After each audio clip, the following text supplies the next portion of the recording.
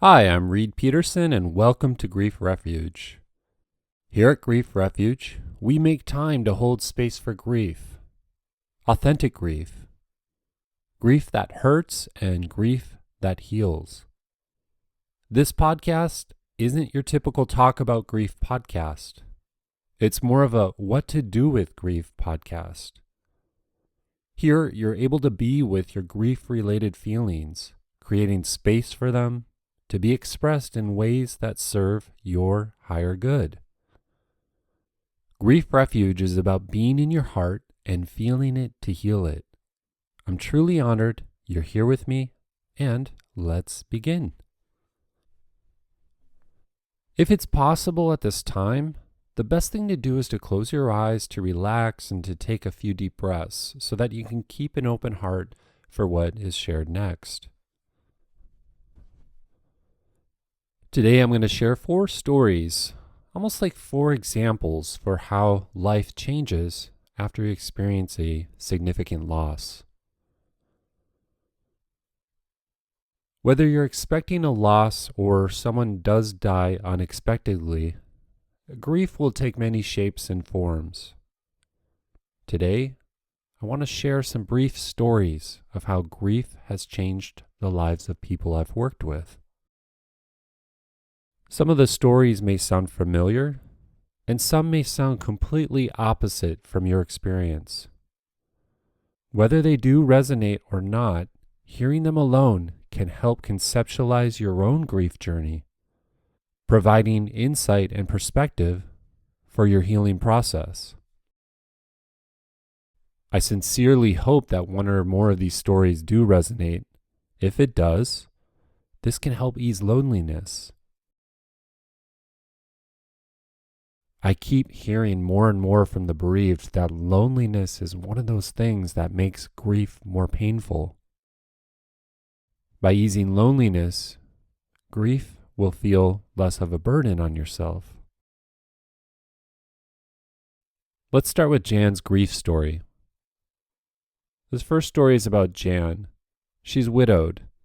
She lost her husband to cancer in 2009.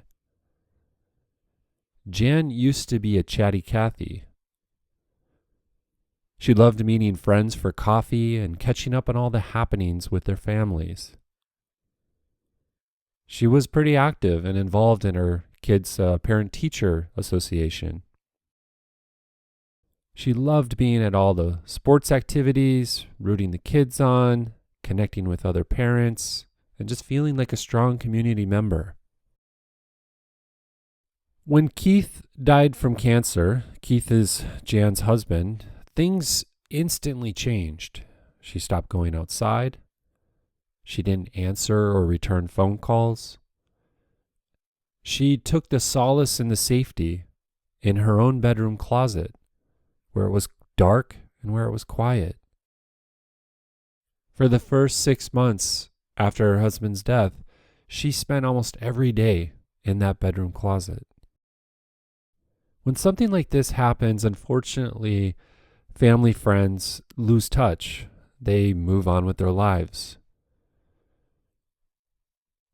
Jan ended up grieving and mourning for several years.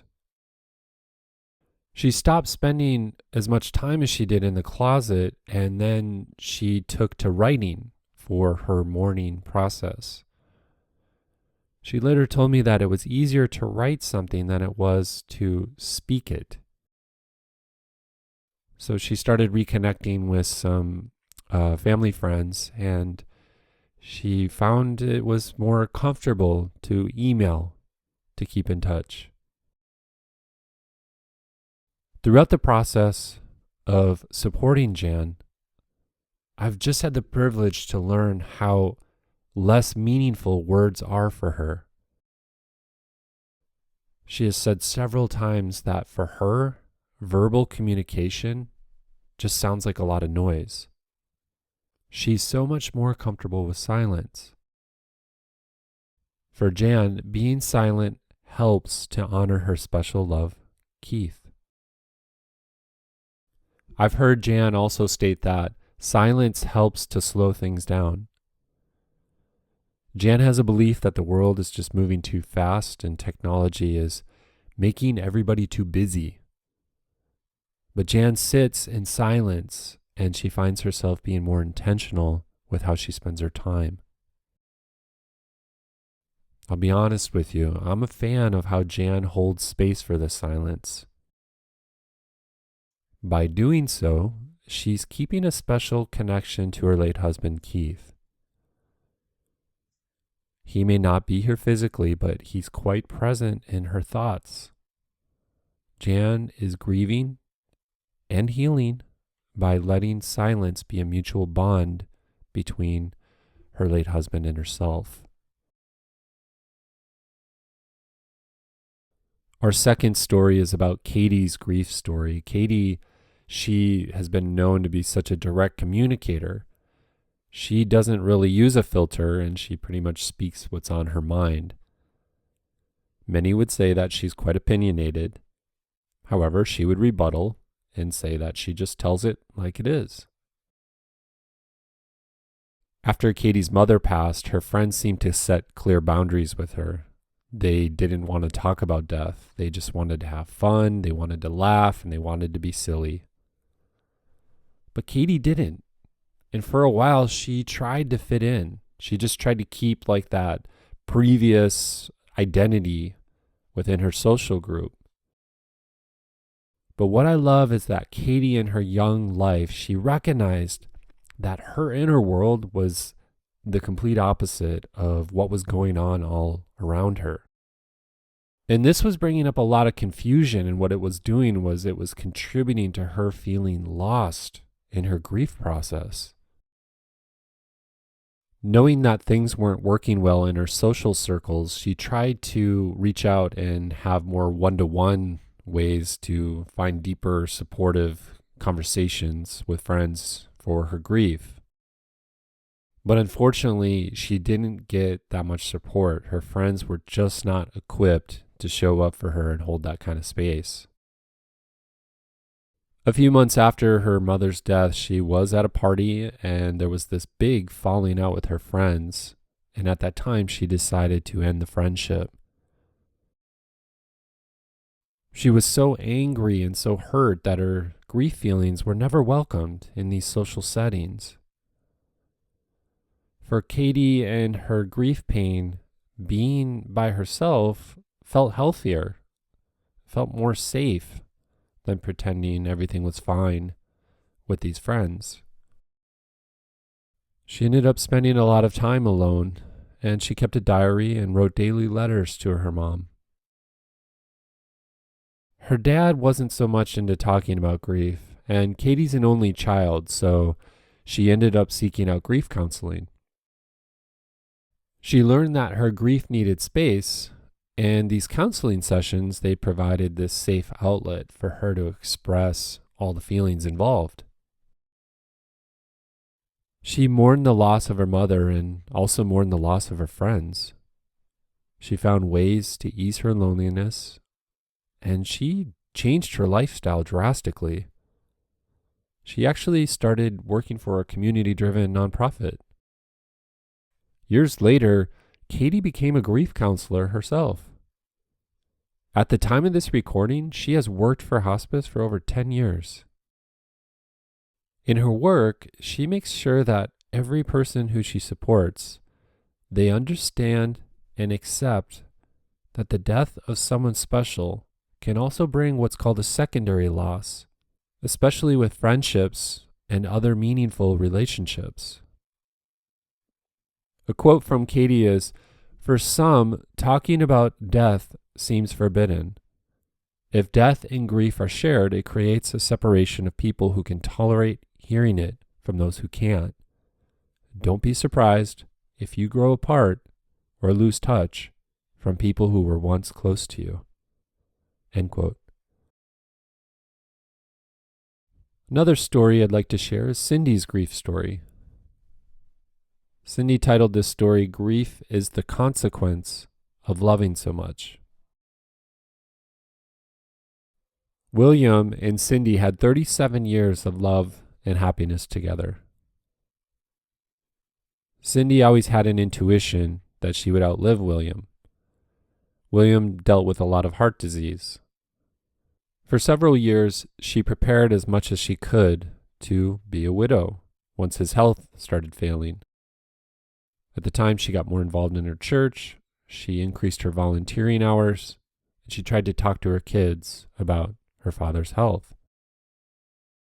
When William died, Cindy fell into a pretty detrimental depression. She had this hole in her heart that just felt so large, and she felt helpless and didn't know what to do. The grief completely changed her. In an authentic way, she just stopped caring about what she was previously doing, such as her church community or the volunteering. And sadly, she would often find herself arguing with her children just about whatever the conversation was. Cindy felt helpless for quite a while. Similar to Jan, she made her bedroom kind of like this dark cave of grief. She spent almost 2 years there. She spent a lot of time crying and a lot of time just thinking about William. She had strong feelings of being abandoned, she felt lonely, and she felt betrayed by life itself. She also felt like she had no purpose or meaning. Cindy admits that although she was never suicidal, she thought death was a better answer for her. She came to believe that her grief was a consequence of loving so much. There was no other way she could see it. She never felt like God had punished her, but she did think about all the joyful, loving times she and William had. As she once told me, she said, "Now I'm paying my debt for love." There was so much energy in that statement. I'll admit, for me, it was very somber and difficult to hear that from her. There was this part of me that wanted to fix it, but instead of trying to convince her otherwise, I held my agreement. I supported her in finding ways to do something about her feelings and beliefs. There was no way she was going to keep going on just living in her grief cave. One of the things that changed her life was her drawing. She took to drawing memories of being with William.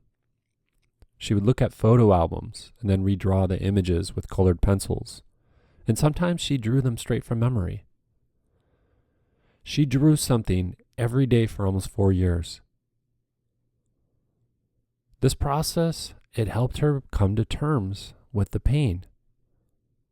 It also helped her achieve some kind of transformation, helping her recognize more reality of losing William and trying to do something to integrate his loss with life moving forward. I personally believe that the act of drawing was a catalyst for her mourning process. The crying alone wasn't really helping her work through the grief. It's almost like it was reinforcing it. But the drawing, this was something new. And like I said, it helped integrate these feelings into her life moving forward.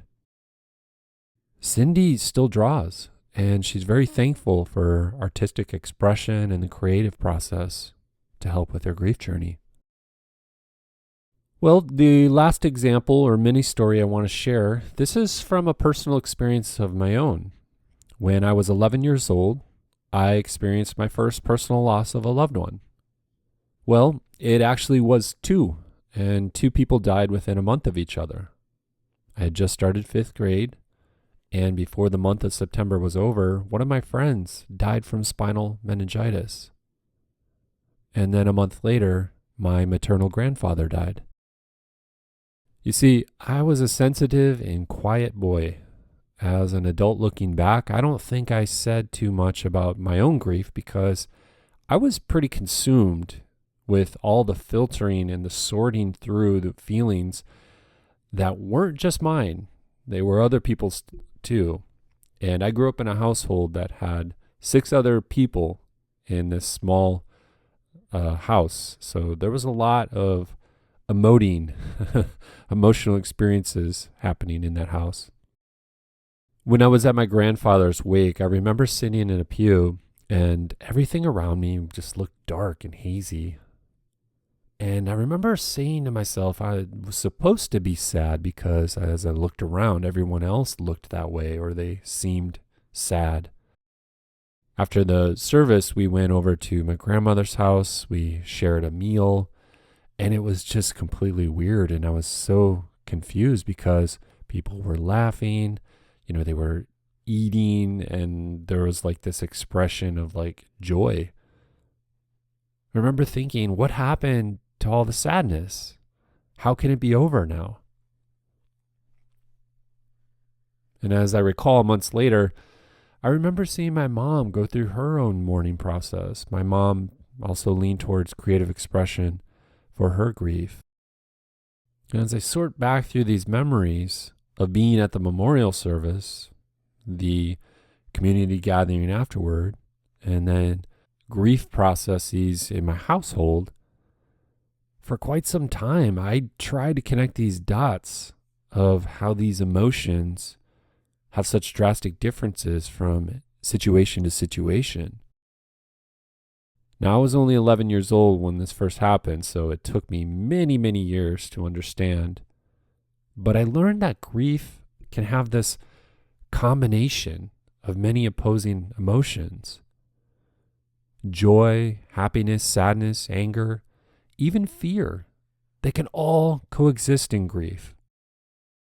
And I've also learned that it's okay to be happy one moment and sad the next. That actually is a natural process for grief to adhere to. I've seen so many people feel guilt for having joyful feelings when they think that they're supposed to only feel sad. The guilt doesn't have to be perceived as a truth. Now, it may feel real, but you don't have to tell yourself this is absolutely real.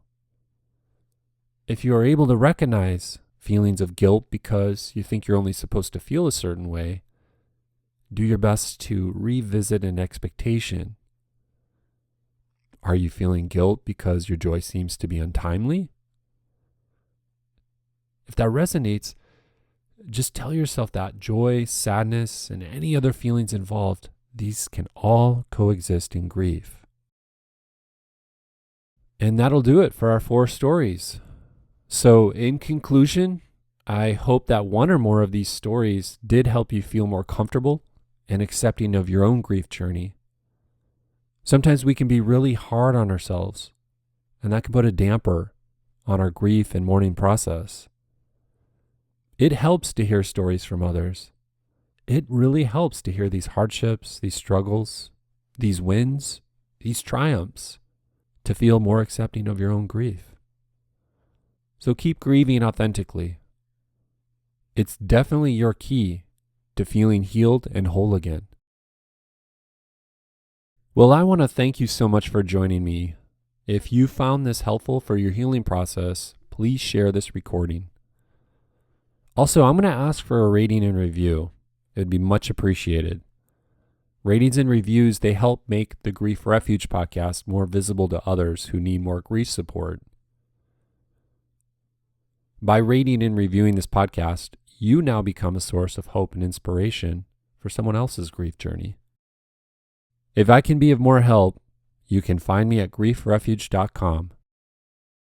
Thank you. Take care. Keep honoring your grief. Be kind to yourself. And talk to you soon.